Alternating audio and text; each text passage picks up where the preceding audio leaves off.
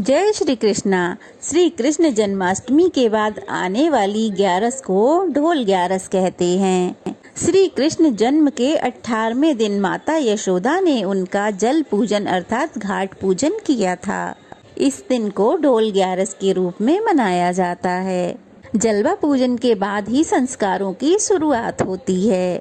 कहीं कहीं पर इसे सूरज पूजा कहते हैं तो कहीं कहीं पे इसे डस्टॉन भी कहा जाता है। जलवा पूजन को कुआं पूजन भी कहते हैं और इस दिन पड़ने वाली एकादशी को परिवर्तनी एकादशी, ढोल 11, जल झूलनी 11 या बामन एकादशी के नाम से जाना जाता है।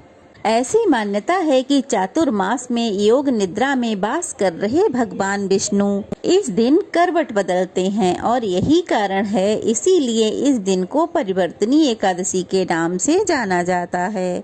अब इस बार भी भादौ शुक्ल एकादशी 2 दिन पड़ रही है। इसके साथ ही एकादशी का व्रत जिस दिन रखा जाएगा उस दिन भद्रा भी लग रही है।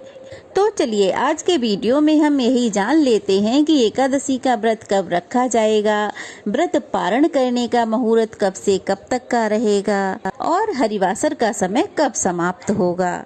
इस बार एकादशी तिथि 3 सितंबर दिन बुधवार को सुबह 3:54 से प्रारंभ होगी और एकादशी तिथि समाप्त होगी 4 सितंबर गुरुवार को सुबह 4:21 पे और 3 सितंबर बुधवार को दोपहर 4:12 से भद्रा भी लग रही है, जिसका समापन अगले दिन 4 सितंबर को सुबह 4:21 पर होगा। भद्रा का वास पाताल लोक में रहेगा तो इसलिए पृथ्वी पर ये भद्रा बिल्कुल भी अशुभ नहीं रहेगी। तो इसलिए भद्रा वाले दिन आप व्रत भी रख सकते हैं, व्रत से संबंधित पूजा पाठ के सभी कार्य कर सकते हैं। इस बार एकादशी तिथि 2 दिन है तो ऐसे में 4 सितंबर गुरुवार को ब्रह्म मुहूर्त के समय एकादशी तिथि रहेगी। तो इसलिए इस दिन भी वैष्णव जन एकादशी का उपवास रखेंगे और 4 सितंबर को ही महाद्वादशी होगी, जो कि वामन द्वादशी या फिर वामन जयंती के रूप में मनाई जाती है। 4 सितंबर गुरुवार को द्वादशी तिथि प्रारंभ होगी 4:22 से और द्वादशी तिथि समाप्त होगी 5 सितंबर शुक्रवार को सुबह 4:08 पे और द्वादशी तिथि लगते ही हरिवासर का समय भी शुरू हो जाता है। तो गुरुवार को सुबह 4:22 से 10:30 तक हरिवासर का समय रहेगा, यानी कि हरिवासर का समय 4 सितंबर दिन गुरुवार को सुबह 10:30 बजे समाप्त हो जाएगा। और एकादशी व्रत के नियमों के अनुसार जब तक हरिवासर का समय रहता है तब तक एकादशी का व्रत नहीं खोलना चाहिए। तो इसलिए जो भी भक्तजन 3 सितंबर को उपवास रखेंगे एकादशी का, तो उन्हें अपना व्रत खोलना होगा सुबह 10:32 से 10:50 के बीच में।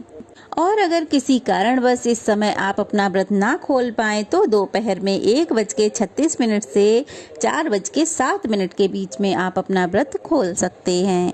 यदि एकादशी व्रत का पारण सही मुहूर्त में नहीं किया जाता तो उसका सारा पुण्य नष्ट हो जाता है। और जो भक्तजन दूजी एकादशी यानी कि वैष्णव एकादशी यानी कि 4 सितंबर को एकादशी का और महाद्वादशी का व्रत रखेंगे तो उन भक्तजनों को 5 सितंबर शुक्रवार को सुबह 6:01 से 6:30 के बीच में अपना व्रत खोलना होगा, यानी कि अपने व्रत का पालना करना होगा। तो ये थी आज की वीडियो, कैसी लगी कमेंट बॉक्स में जरूर बताइएगा।